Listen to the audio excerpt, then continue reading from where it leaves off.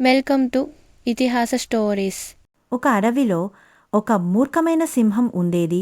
అది ప్రతిరోజు అడవిలోని ఇతర జంతువులను చంపి తినేది. అందుకు అన్ని జంతువులు భయపడేవి.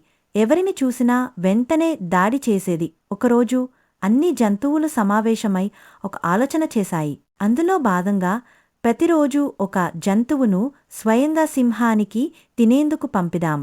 దీని సింహం సంతోషంగా అంగీకరించింది. ఎందుకంటే ఇక అది వేటకు వెళ్లాల్సిన అవసరం ఉండదు కదా. ఇలా రోజులు గడిచాయి. ఒక్కరోజు చిట్టి కుందేలు అల్లరి పని చేయాలని నిర్ణయించుకుంది. తన వరుస వచ్చిన రోజూ అది ఆలస్యంగా సింహం దగ్గరకు వచ్చింది. సింహం కోపంతో రోరించింది. ఇంత సమయ తర్వాత ఎందుకు వచ్చావు అని అడిగింది. అప్పుడు చిట్టి కుందేలు చాతుర్యంతో ఇలా చెప్పింది. అయ్యా, నిజానికి నాలాగే మరో కుందేలు కూడా వచ్చింది.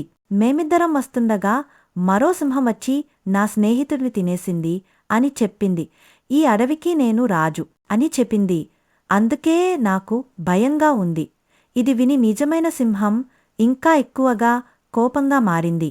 ఈ అడవిలో నేనే రాజు. నన్ను మించి ఇంకొక సింహం ఎలా ఉండగలదు? నన్నొక్కడికి తీసుకెళ్ళు. కుందేలు తన తెలివిని ఉపయోగించి సింహాన్ని ఒక బావి వద్దకు తీసుకెళ్ళింది. సింహం ఆ బావిలో చూసింది. తన ప్రతిబింబం కనిపించింది. ఇదిగో అదే సింహం అని బావిలోకి దూకింది. అయితే అది అసలు సింహం కాదని తన ప్రతిబింబం అని తెలుసుకునేలోపే అది నీటిలో మునిగిపోయింది. అలా చిట్టి కుందేలు తన తెలివితో మూర్ఖమైన సింహాన్ని ఓడించింది. ఈ కథలో నీతి బుద్ధితో పనిచేస్తే ఎంతటి శక్తివంతుడినైనా ఓడించవచ్చు. ఒక పెద్ద నది ఒడ్డున ఒక పెద్ద జామ చెట్టు ఉండేది. ఆ చెట్టులో ఒక కోతి నివసించేది. ఆ చెట్టు పళ్లతో నిండి ఉండేది. ఆ కోతి రోజు ఆ పండ్లను తిని సంతోషంగా జీవించేది. ఒకరోజు ఆ నదిలో ఒక మొసలి ఈదుకుంటూ వచ్చి నది ఒడ్డు వద్ద ఆగింది. కోతి దాన్ని చూసి మాటలతో పలకరించింది. మొసలికి కోతితో స్నేహం పెరిగింది. కోతి ప్రతిరోజూ జామ పండ్లను మొసలికి ఇచ్చేది. వారిద్దరి మధ్య మంచి స్నేహం ఏర్పడింది. ఒకరోజు మొసలి భార్య తన భర్తను ఇలా అడిగింది. ఆ కోతి నీకు జామ పండ్లు ఇస్తోంది కదా, అవి చాలా రుచిగా ఉంటాయి.